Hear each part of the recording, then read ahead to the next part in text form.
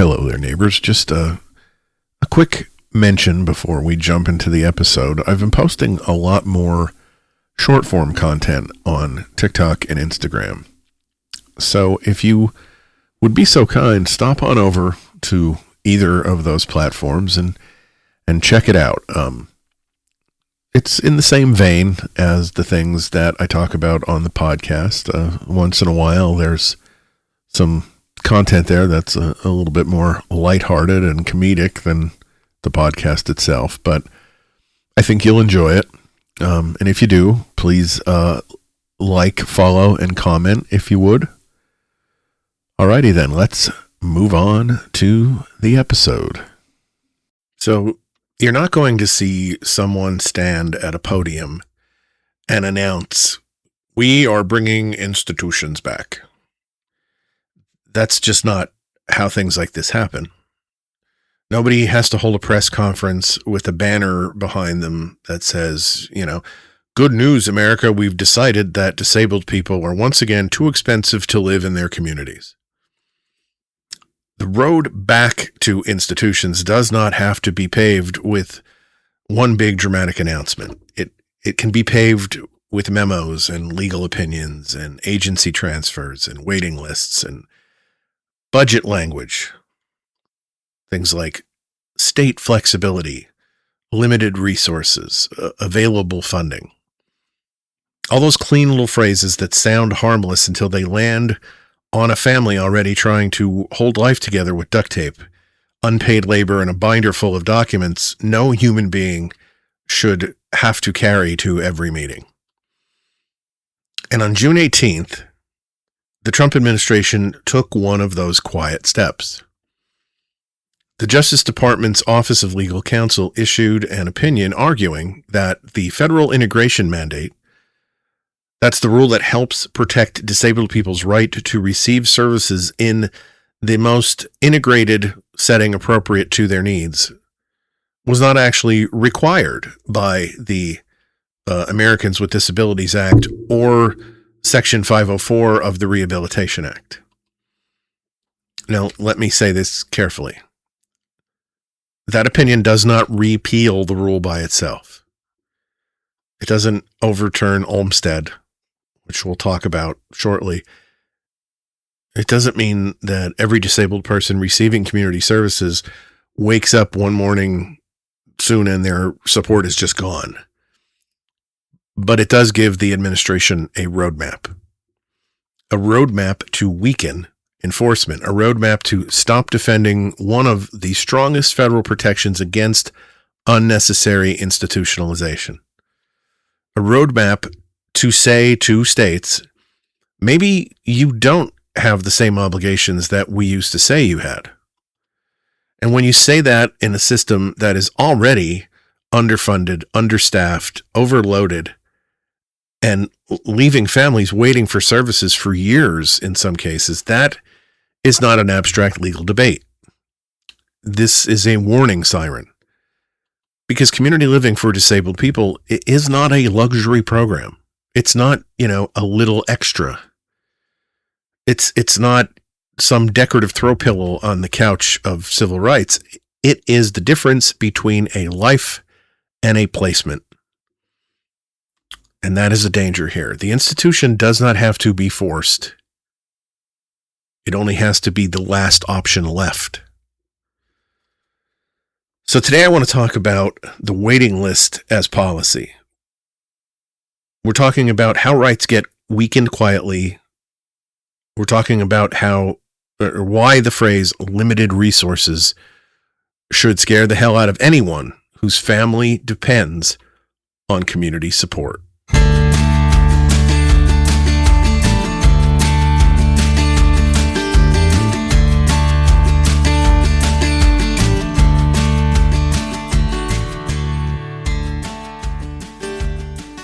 Greetings, neighbors. Welcome to Your Neighbor on the Left, the podcast where we talk about progressive politics, human decency, and life on the blue side of America's ideological divide. My name is Don Spielis, and I am your host. And today, we are talking about the rights of those with disabilities. And before I get any farther in this, let me mention, this is my first day recording back after a week of vacation. So if I'm a little rusty, I apologize. But yes, today we're going to be talking about the rights of folks with disabilities, and in particular, how they could be affected by a recent piece of paperwork from the Trump administration. And I'm not bringing you this episode as, a 4-alarm fire. I'm bringing this to you as a warning signal. And I hope that point comes across clearly. So the phrase integration mandate sounds like something invented by a committee that lost a bet. It sounds dry and technical and bureaucratic, like the kind of phrase that appears halfway down page 47 of some long government PDF right before your eyes glaze over and you've lost all interest. But what it means is actually very simple. Disabled people should receive public services in the most integrated setting appropriate to their needs. Another way to say that is the least restrictive setting. That's it. Plain English, if a disabled person can live in the community with support, the government should not force that person into an institution just because the institution is easier or cheaper, more convenient, or already sitting there with an empty bed. The most integrated setting means a setting where disabled people are not unnecessarily separated from everyone else. That means home, it means neighborhoods, it means supported apartments, group homes, in-home support. It means transportation and day programs, personal care assistance, employment support, behavioral support, respite, and the scaffolding that allows a person to live in the world instead of being tucked away somewhere where the rest of society doesn't have to think about them. And this matters because for a very long time, this country treated disabled people as people to be placed. Not supported, but placed. Put somewhere, managed somewhere, hidden somewhere. And the language was always softer than the reality. It was always framed as being about care and protection and safety and efficiency. The family being unable to manage the person needing something more appropriate. And let's be honest, because families deserve honesty, disability support is not easy. It can be very hard. Sometimes people need intensive services. Sometimes people need crisis care. Sometimes people need 24-hour support. Sometimes a family is exhausted beyond language. Sometimes the needs are serious and complicated, physical, behavioral, medical, constant. We don't need to romanticize this. Families know better than anyone that support is not a slogan. It is work. It is staffing. It is funding. It is training. It is planning. It is waking up tired and doing it again anyway. But there is a massive difference between providing intensive support and segregating people because the community system is inconvenient to fund. There is a massive difference between care and warehousing. There is a massive difference between a person needing help and a system deciding that their life is easier to manage if it happens somewhere out of sight. And that's why Olmstead matters. Olmstead versus LC was a 1999 Supreme Court case involving two women with mental disabilities who were held in a psychiatric hospital in Georgia, even after professionals said they could be served in the community. They wanted to live outside the institution. They could live outside the institution, but the system was keeping them there. The Supreme Court held that unjustified segregation of disabled people can be discrimination under the Americans with Disabilities Act. That word matters. Discrimination. Not inconvenience, not unfortunate paperwork, not budget friction, discrimination. Because When the state unnecessarily separates disabled people from community life, it is not just an administrative decision. It's sending a message about who belongs in public and who can be pushed out of sight. And that is the moral code of all of this. Disabled people belong in the world, not as charity projects, not as medical problems, not as budget issues with pulse rates, as people, citizens, students, workers, neighbors, family members, adults with preferences and desires, children with futures, people with relationships and routines, interests, needs, frustrations, jokes, bad moods, favorite foods, favorite shows, favorite songs, and the same human desire not to have their entire life reduced to the easiest place for the state to put them. That is what the integration mandate helps protect. Not perfectly, not completely, not with the magic wand that fixes every waiver list, staffing shortage, or provider crisis, but it is part of the floor. It's part of the legal structure that says disabled people have a right to not be unnecessarily segregated. And when a government starts chipping away at that floor, the people closest to it are the first ones who fall. So now I want to get to what the Justice Department actually did. And I know Office of Legal Counsel opinion is a phrase that sounds like the kind of thing that makes normal people suddenly remember they have laundry to fold.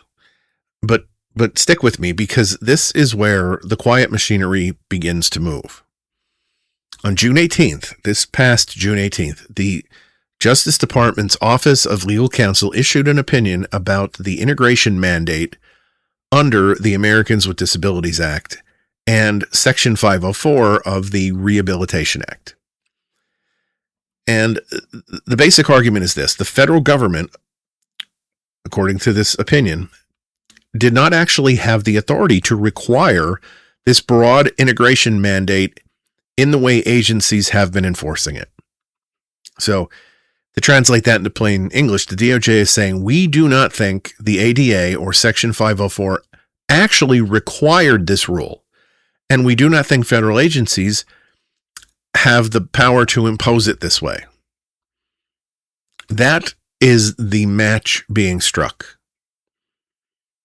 Now, again, I'm going to say this multiple times. This does not repeal the rule by itself. It does not erase the Olmstead decision. It does not mean every court has to agree. It does not mean every state can instantly throw up its hands and say, well, sorry, everybody, back to the warehouse. But legal opinions like this matter because they tell the government how the government thinks the law should be interpreted. They tell agencies what they can defend. They tell departments what they can enforce. They create the legal excuse for a retreat. And sometimes that is how rights get weakened, not always with a huge public fight, not always with a bill on the floor of Congress or a screaming headline and a villainous monologue. Sometimes it just starts with a memo. Then enforcement slows down. Then agencies stop pushing states. Then cases stop being brought and regulations get rewritten. And then families are told, we understand your concerns, but our hands are tied. And somehow, magically, the hands are always tied around the people with the least power. That is why this opinion is very dangerous. Because the integration mandate was not just some decorative flourish. It has been one of the tools used to say you cannot unnecessarily segregate disabled people. You cannot keep people in institutions simply because the community system is poorly funded. You can't build a system where the easiest path is always away from community life. And if the federal government stops defending that tool or starts arguing that the tool should have never existed, which is what this memo sort of sounds like, then the people who need it are left with a much, much harder fight.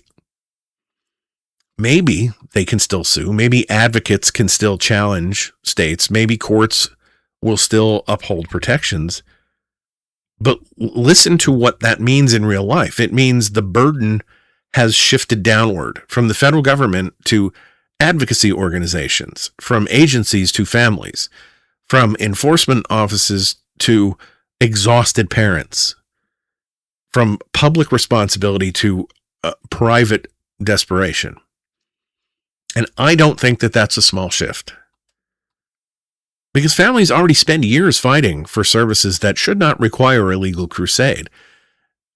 They sometimes have to appeal denials, they gather records, they sit in meetings, they call caseworkers, they wait for callbacks that take forever to come. They explain the same situation to the 11th person who has now inherited the file. They learn acronyms that they never wanted to know. They become amateur lawyers and social workers and nurses and benefit specialists and crisis managers.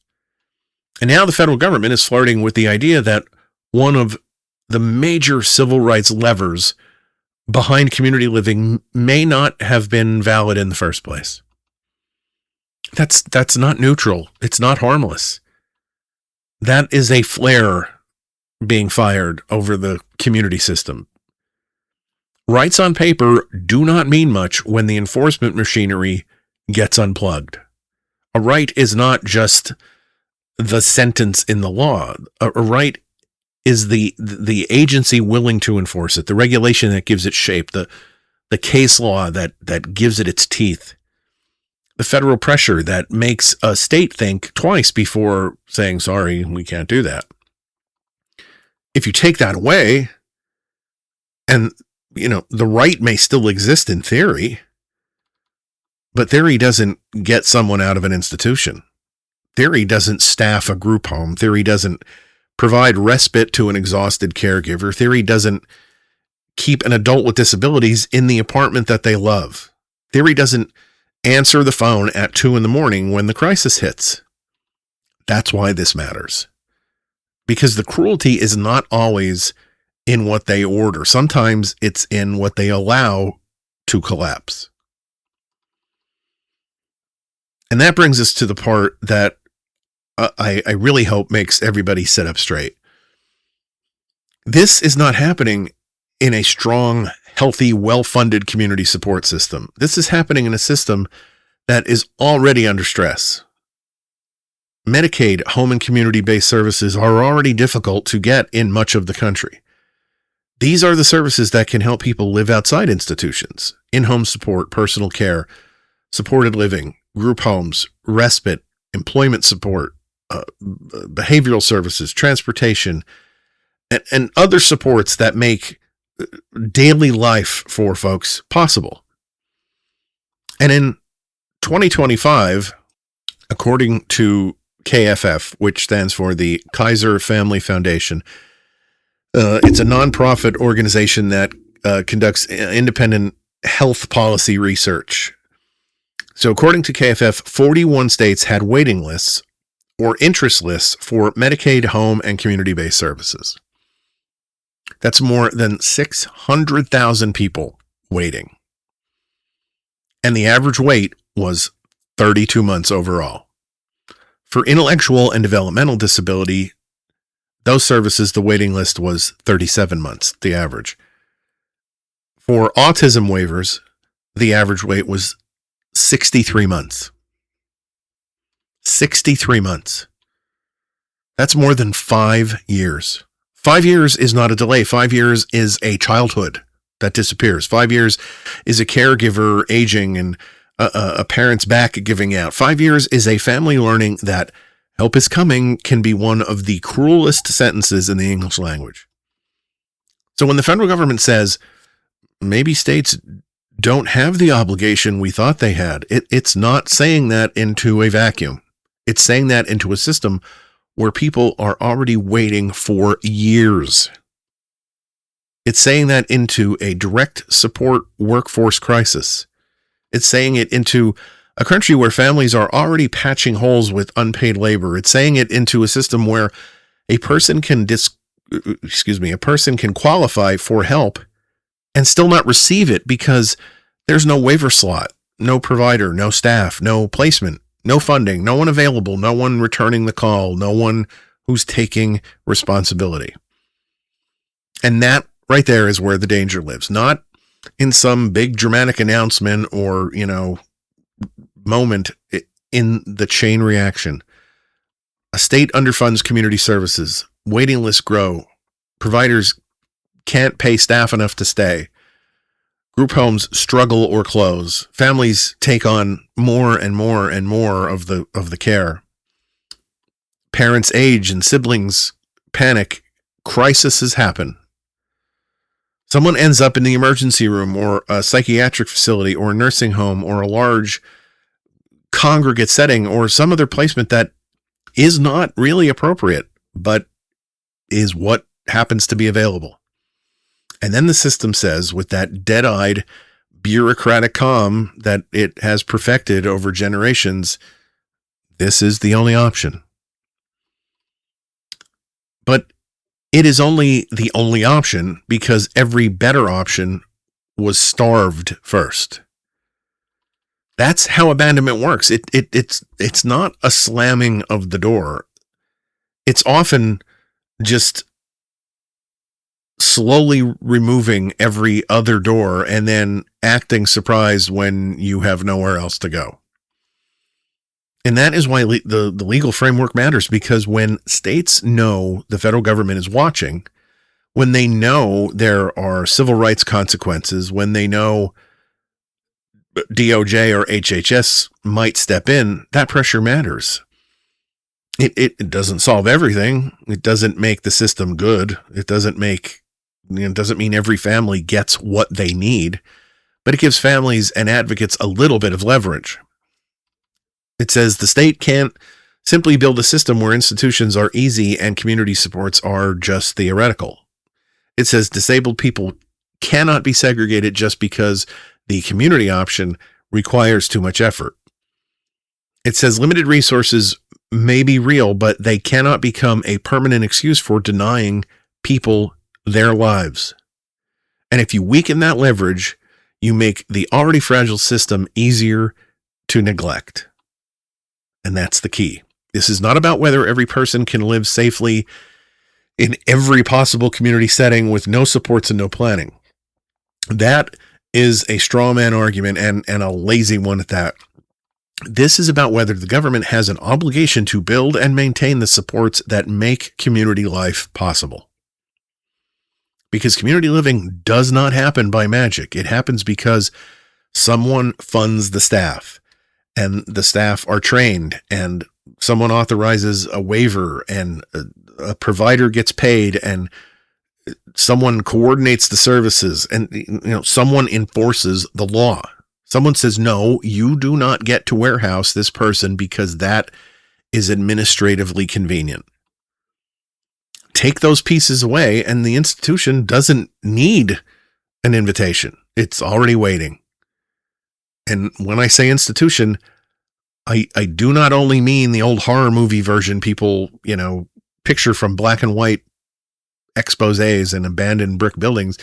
I mean any segregated setting where a person loses their community life because the support system failed. A nursing facility for someone who could very easily live at home with the right supports. A psychiatric placement that becomes long-term because there's simply nowhere else to go. A large congregate setting where the person's day is built around the facility instead of being built around their own life. A crisis placement that becomes permanent because there is no bridge back that has been built. That is the danger. Not that every institution looks the same, not that every facility is the same, and certainly every family situation is not identical. The danger is that available starts replacing appropriate. The danger is the phrase, we have no funding, starts replacing, what does this person need to live in the community? That the system quietly lowers its expectations for disabled people's lives and then just chalks it up to being realistic. And I'm sorry, I don't accept that. And I imagine a lot of you don't either, especially if I have anyone listening to the sound of my voice who has been in this system in any way, shape, or form. A country as wealthy as this one does not get to tell disabled people, we can fund tax cuts and we can fund ICE and raids and walls and missiles and bombs and political theater, but your community life is just too damn complicated. No.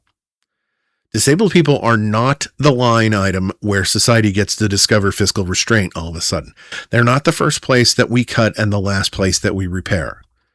If a person can live in the community with support, then the question should only be how we provide that support, not how we lawyer our way out of the obligation. Now, I want to talk about motive a little bit here. And this is tricky ground. I want to be careful here because careful, I don't mean timid. I just want to be accurate. I cannot prove what is in someone's heart and mind unless they say it out loud or write it down or put it in an email or accidentally confess it while, on a Signal chat with a reporter accidentally added to it. So I am not going to sit here and tell you that I know exactly what every person in this administration secretly wants. I don't know that. But I can recognize a pattern when I see it. And I've said this to you before. Patterns matter. We can look at what they're doing. We can look at who gains power in the process. We can look at who loses protection. We can look at where responsibility gets shifted. And we can ask the obvious question, what does doing this make easier? Because policy is not simply about its stated intent. Policy is also about predictable consequences. And the first darker motive suggested by this pattern is simply cost shifting by abandonment. Community services cost money. Staffing costs money. Transportation costs money. Supported housing, respite, direct support professionals. It all costs money. Building a real community support system is not cheap. And states already ration those services. They cap waiver slots. They create waiting lists. They limit hours. They underpay providers. They approve one thing and deny three others. They build systems where families technically have rights, but practically have to fight for every inch of them. So if the federal government weakens the enforcement pressure, states get more room to delay and deny and cap and ration. And they don't even have to say, we do not value disabled people. They can simply just say, we have limited resources. You see how clean that sounds? Limited resources. It's tidy. It's bloodless. It's ready for a PowerPoint. But in real life, limited resources means a parent who can't sleep because there's no overnight support. It means an adult with disabilities losing a community placement because the provider can't staff it. It means a family being told, yes, this service is appropriate, but we're sorry, there's no slot. It means the burden doesn't disappear, it just moves. It moves from the state to the family, from the agency to the exhausted mother, from the budget office to the aging parent, from public obligation to private collapse. This is abandonment dressed up as fiscal discipline. The second darker motive is civil rights defanging, for lack of a better word. This administration does not have to erase disability rights from the law to weaken them. It can make those rights simply harder to enforce. That's the trick. Rights can remain on paper while the machinery behind them is dismantled or unplugged or scattered or starved or whatever. You still have the right. Congratulations. Now hire a lawyer. Now file a complaint. Now wait and appeal and gather your medical records and then prove again what you proved last year. And now explain to your child or your sibling or your parent or whoever explain this all to another person who may or may not ever call you back. That's not a functioning right. That's a maze with a civil rights poster hanging at the entrance. And when federal enforcement backs away, the people with the least time and least money and least energy and the most urgent needs are being told to carry the heaviest legal burden. The third darker motive is states' rights as a permission slip. And we've heard this tune before. Return the power to the states. Local control equals flexibility. It always sounds so reasonable if you don't ask the next question. Flexible for who? Flexible to do what? Because sometimes state flexibility means innovation. Sure, sometimes states try new models. Better systems may result and they respond better to local needs. But sometimes state flexibility means the federal government stops making states treat vulnerable people like they have enforceable rights. Sometimes it means your protections depend on your zip code. Sometimes it means the state builds community services. One state does that while another state builds a waiting list and calls it management. And if civil rights depend on which state you happen to live in, then they're not really civil rights. They're more like local weather. The fourth darker motive is the re-medicalizing of disability. This is where the HHS piece starts to matter, and we'll talk about that a little bit more in a minute, but disability rights activists have spent decades fighting to move disability out of the little box labeled medical problem, because disabled people are not just patients. Disabled students are not just diagnoses. Disabled adults are so much more than their care plans. And of course, medical care matters. Of course, healthcare matters. Therapy matters. Treatment matters. Support matters. But disability policy is not only medicine. It's civil rights. It's education, housing, transportation, employment. It's whether a person gets to participate in the world or just gets processed by a system. And when disability keeps getting moved towards health bureaucracy and away from civil rights enforcement, people get nervous, and for good reason. Because the medical model asks, what is wrong with this person? The civil rights model asks, what barriers are we responsible for removing for this person? Those are very, very different questions.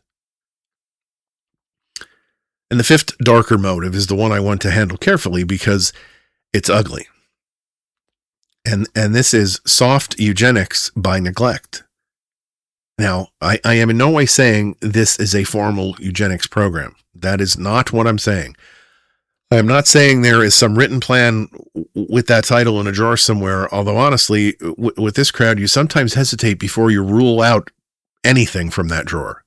But what I am saying is this: when a government repeatedly treats disabled lives as too expensive, too complicated, too inconvenient, too easy to warehouse, the system starts behaving as if some lives are worth less. It's not in speeches. It's in budgets, in memos, in denials, in waiting lists, in enforcement retreat. In the cheerful little phrase, "We regret to inform you." That is not a wild theory. That is what happens when human beings are converted into costs, and then the costs are treated as the problem. And this is why we don't have to prove that anyone sat in a room and said, let's make disabled people disappear. The more important question is whether their policies do that, or whether their policies make disappearance easier.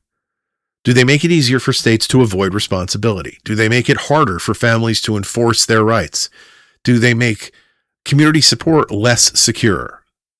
Do they move disability out of civil rights framework and back into simply medical management? Do they create a system where the institution it is not announced as the answer, but is waiting in the wings? If the answer to these questions is yes, then the motive almost becomes secondary. The harm is what's important, and the harm is foreseeable. And when harm is foreseeable, continuing what you're doing anyway is a choice. And, and this is where the broader context matters too, because the DOJ opinion is not happening in isolation. This is happening alongside the Trump administration's broader effort to dismantle the Department of Education and move pieces of its work elsewhere. Special education oversight is being moved to the Department of Health and Human Services, and education civil rights enforcement is being moved towards the Justice Department. And I've heard a good number of comments from families of disabled students, families of special needs students, and they do not see this as some harmless .org chart shuffle. Not at all. This is a major alarm bell, because special education is not just a service delivery program. It is a civil rights structure. An IEP is not a medical chart. A disabled student is not just a diagnosis sitting at a desk. A child with autism or an intellectual disability or a developmental disability or a communication disorder or a physical disability or some complex medical need is still a student first, a student with rights, a student entitled to access education, a student who should not have to become easier, cheaper, quieter, or more convenient before the system agrees to teach them. So when special education oversight gets moved towards HHS, families hear something very specific. They hear disability is being pulled away from education and civil rights and being pushed into health management. And that makes people nervous, and it should. Because not because healthcare is bad, not because HHS has zero role to play in disability systems, but because the frame matters. If the frame is education and civil rights, the question is, what does this student need in order to learn, participate, be included, succeed?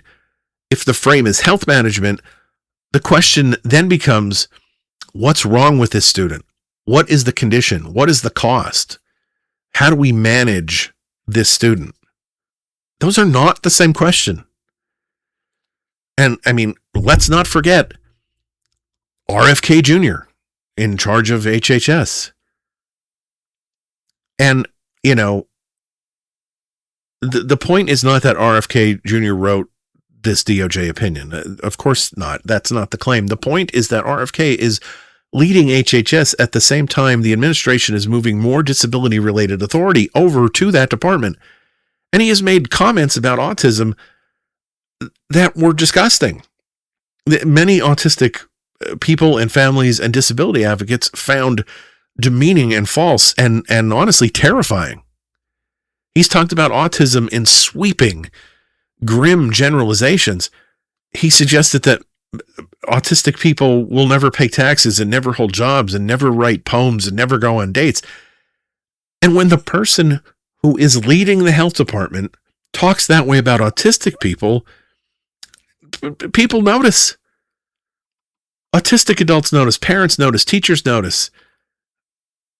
That's not just bad rhetoric. That's a worldview and a freaking skewed worldview at that. A worldview where disability is framed as a tragedy first. A worldview where disabled people are talked about in terms of what they will supposedly never do. A worldview where the humanity and variety and capability, adulthood, sexuality, work, creativity, relationships, the very dignity of autistic people gets flattened into some fear-based talking point. And now that same person is now positioned closer to special education oversight. No, it's not paranoia for families to be alarmed. It's pattern recognition. You have a DOJ opinion weakening the legal theory behind community integration. You have special education oversight being shoved into HHS. You have civil rights enforcement being moved around. You have a health secretary whose public comments about autism are at best causing fear for people that disabled lives are being viewed through a lens of deficit, and at worst, utterly nauseating. Put all of that together, and the concern seems obvious. This administration appears to be moving disability policy away from rights and inclusion and education and towards medicine and state control and weakened enforcement and cost management. And I don't care how many polished phrases they wrap around that. That is dangerous. Once disabled people are treated primarily as cases to manage instead of citizens to include, the entire conversation has changed. The question becomes less, how do we support this person's life, and more, what is the cheapest available way to deal with them? Not how do we enforce this right, but which agency is technically responsible for dealing with it. Not what does inclusion require, but what can we get away with under limited resources? That's the danger. Again, not a big announcement, a pattern. And the pattern points in a direction that disabled people and their families have seen before, away from community, away from education, away from civil rights, and toward management and rationing and storage. And once a society starts talking about people that way, the institution doesn't look like a scandal. It starts looking to people holding the budget knife like efficiency. And, maybe a little history would be appropriate at this point. And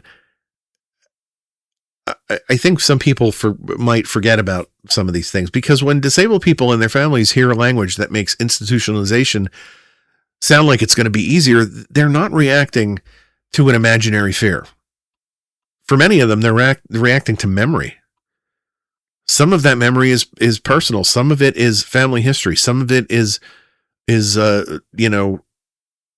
written into court cases and exposés and investigations and testimony of people who lived through systems this country would rather describe vaguely and then move past quietly. For generations, disabled people were placed out of sight under language that sounded kind: care and protection and treatment, specialized settings, the best place for them. That was always the wrapping paper. But inside it was segregation. Inside it was a life controlled by an institution's schedule. Inside it was a loss of ordinary things: privacy, choice, school, work, friendships, community, family dinners, neighborhood gatherings, going to the store, deciding what to eat, deciding when to eat or sleep, being seen as a full person instead of just a file.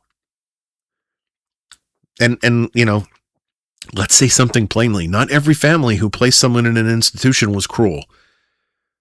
Many families were desperate. Many families were lied to. Many were told there was no other option. Many were given no support, no respite, no community services, no money, no staffing, no real way to safely care for someone at home. And then the same system that refused to help them would turn around and say, see, the family can't manage this. That's a neat little trick. Starve the community option, wait for the family to break, and then call the institution mercy. That is why we would be very, very remiss if we forgot that history. Because institutionalization was not always sold as punishment. It was often sold as help, as mercy. It was sold as expertise. It was sold as realism, as the responsible thing. But for too many disabled people, it meant being removed from the world. And that is what the disability rights movement fought against. That is what community living fights against now. That's why the Olmstead decision mattered. That is why the phrase most integrated setting or most restrictive setting matters, because it says disabled people are not supposed to be pushed into segregated settings simply because the system failed to build supports where people actually live. It says the community is not a prize that disabled people have to earn by being easy enough. It says belonging is not reserved for people who need no help. And that seems to be the part that some of our politicians keep trying to forget. The country isn't strong because it hides the people who need support. Country is strong because it supports the people. That is the difference between care and disappearance. Care says, what does this person need to live a full life? And disappearance says, where can we put this person so the rest of us can stop dealing with the question? And every time government weakens the systems that make community life possible, it moves us closer to that second answer. Not all at once, not with, a villain giving a speech, but step by step, memo by memo, budget by budget, waiting list by waiting list, until all the stuff from our past that we should be ashamed about starts wearing a modern suit and calling itself fiscal responsibility. So what does this mean right now? It means not that you should panic. We're not in a place where every service is going to disappear tomorrow. And of course that matters. Panic is not useful. Panic just burns energy. And families in these systems do not have spare energy to throw into the furnace. But you should be paying attention, because the legal floor might be weakening. And when that floor weakens, the people closest to the floor are the ones who fall first. If your child is waiting for a waiver, this matters. If your adult sibling lives in a group home, this matters. If your parent needs home care to avoid a nursing facility, this matters. If you are a special education teacher, if you are a direct support professional, if you are autistic, disabled, aging, medically fragile, mentally ill, or caring for someone with complex needs, this matters. And if you're sitting out there and you think none of this affects you, I've got some news from the Department of Uncomfortable Reality. Disability is not some distant foreign country to anyone. Most people are one accident, one illness, one diagnosis, one birth complication, one stroke, one fall, one infection, one bad day away from needing a system that they have never bothered to understand or give a damn about. And when that day comes, you're not going to care whether the support is called HCBS, waiver, personal assistance, supportive living, respite, whatever. All you're going to care about is whether help exists, whether someone answers, whether the state says yes, whether the law has some teeth to support you. That is why this cannot just be a disability family issue. This is a democracy issue, a civil rights issue, a moral issue. Because the question underneath all of this, it seems brutally simple to me. What kind of life do we think disabled people are entitled to have? Do we believe disabled people are entitled to live in the community when the community living is appropriate? Do we believe support should follow that person? Do we believe schools should educate disabled students as students and not treat them as medical cases who happen to be sitting in a classroom? Do we believe adults with disabilities should have homes and routines and friends and jobs and choices and dignity? Or do we believe all of that is optional depending on what a particular state feels like its funding priorities are this year? That is the fight right there. And the people pushing this legal retreat will not describe it that way. Of course, they're not going to describe it that way. They talk about authority. They talk about statutory interpretation. They talk about state discretion. They talk about limited resources. They will talk like the whole issue is whether some agency lawyer in 1991 colored outside the wrong line. But underneath that ridiculous, dry legal argument are real people who need help, who need staff to get out of bed, support to communicate, transportation to work, people who need help with meals and medication and bathing and behavior and appointments and employment, daily living, safety. Parents who are aging, siblings who are scared, caregivers who are exhausted. And none of these people are asking for luxury. They're asking for life. And if the federal government starts backing away from enforcing community integration, then families will have to fight so much harder for things that should already be protected. That is the practical consequence. More burden on families. More risk that the services you need exist only as a line on a website, not as something you can actually attain. And when a right becomes something you can only access if you have the appropriate amount of time, money, legal knowledge, and stamina to fight for years, then it's not a right. It's a privilege. That is what families know. They know the difference between a promise and a service, between eligibility and access. They know the difference between a plan and a provider. They know the difference between you qualify and yes, we can help. And they know that when systems weaken, families absorb that failure. Before the lawsuit, before the news story, before the hearing, before any politician pretends to give a damn, families absorb it. The disabled person absorbs it. The caregiver absorbs it. The teacher, the sibling, the direct support worker. And then, after everyone is exhausted, the system calls the crisis unavoidable. But it was anything but unavoidable.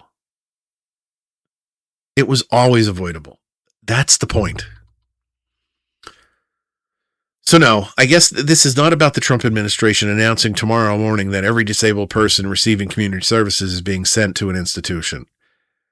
If that's what you got out of this, I don't know what to tell you. That is not the claim. The claim is much more specific and in some ways more frightening. The claim is that the administration is weakening the supports and rules and enforcement structures and civil rights frameworks that help keep disabled people in the community.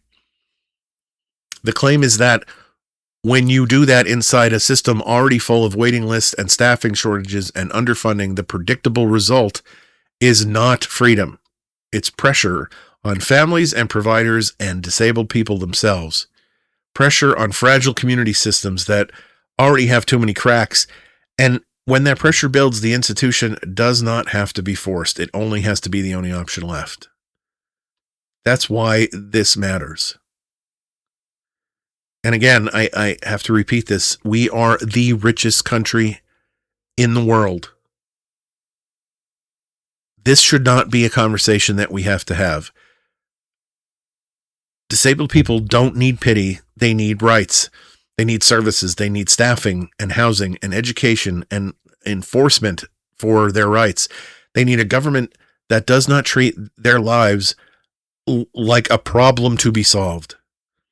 They need the rest of us to understand that community living is not some, little extra bonus tucked into the budget for when times are good. It is the line between inclusion and disappearance, between a person having a life and a person being assigned a placement. Between a society that says you belong here and a society that says we found somewhere to put you. I don't want to live in a country where disabled people have to prove their lives are worth the cost. I don't want to live in a country where families are crushed until institutional placement becomes the only thing left standing. I don't want to live in a country where civil rights are hollowed out by memos and buried under phrases like limited resources. And I do not think most people want that. But wanting better doesn't matter if we don't pay attention when the machinery starts moving. So for God's sake, pay attention. Pay attention to the memos and the agency shifts and the waiting lists and the legal opinions, to the quiet language that tells you the ground is being moved under people who can't afford to fall. The cruelty is not always in what they order. It's sometimes in what they allow to collapse. And disabled people deserve a hell of a lot more than a system that waits for collapse and then calls the institution option mercy. They deserve lives and communities and rights not placements and storage and excuses. And if the federal government starts backing away from that promise, then the rest of us need to be loud enough to make sure nobody can call it quiet. All right, everyone. Thank you so much for taking the time to download and listen to this episode of Your Neighbor on the Left. This was an important one near and dear to my heart, and I would love to hear from you, your thoughts on the episode. If you go to the website, neighboronyourleft.com, you can find the contacts page. You can use any of the social media accounts to send a DM to the podcast, or you can use the email address to reach out that way. While you're there, check out the episodes section where you can stream or download any episode of the podcast going all the way back to the beginning. And there's also the blog section. And I post on the blog to mirror the topics of the episodes of the podcast, and I include all of the sources that I use. So I'll be back on Wednesday with another episode of Your Neighbor on the Left. So between now and then, stay engaged, stay kind, and have the kind of week you'd wish for others.